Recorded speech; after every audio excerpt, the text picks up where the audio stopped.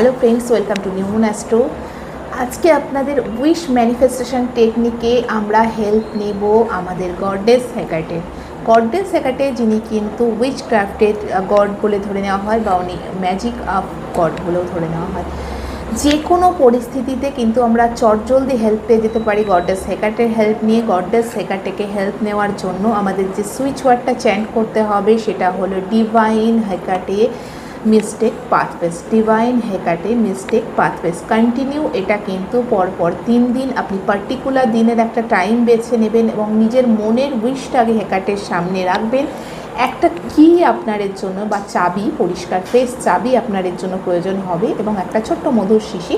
সেই মধুর শিশিটাকে আপনি চাবির ওপর মধু ড্রপ করে করে 3 বার দিয়ে আপনি আপনার উইশ যেটা সেটা জানাবেন এবং আপনার উইশ যখন ফুলফিলমেন্ট হয়ে যাবে সেটা আপনার 3 ডেজ কন্টিনিউ আপনি এটা চ্যান্টিং করবেন। দিনে 3 বার যদি করা সম্ভব হয়, পার্টিকুলার একটা টাইম বেছে নিয়ে সেই 3 বার করলে আরও বেটার রেজাল্ট দেখতে পাবেন। ফুল মুন বা নিউ মুন থেকে স্টার্ট করাই বেটার।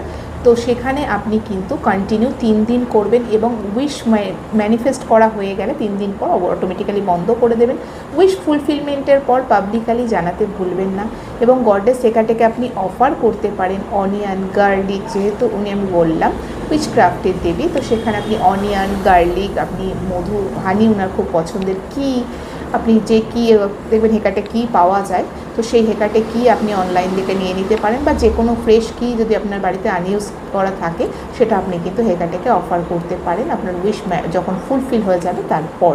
তো এটার কিন্তু ডিটেলস ভিডিও অলরেডি আমার নিউ মুন অ্যাস্ট্রোতে দেওয়া আছে, চ্যানেলে দেওয়া আছে। সেটা দেখতে চাইলে আপনি ডেসক্রিপশন বক্সেও পেয়ে যাবেন, পুরো ডিটেলস এটা নিয়ে ভিডিও করা আছে।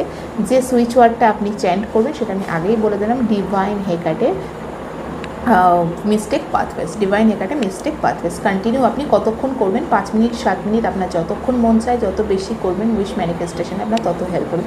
উইশ মনে রাখবেন এবং চ্যান্টিংটা করতে থাকবেন। চ্যানেলে যদি এরকম ভিডিও পেতে চান তাহলে কিন্তু অবশ্যই লাইক বাটন এবং সাবস্ক্রিপশন বাটনটা প্রেস করতে ভুলবেন না, তাহলে এরকম মজাদার ভিডিও আরও পেতে থাকবেন। ধন্যবাদ।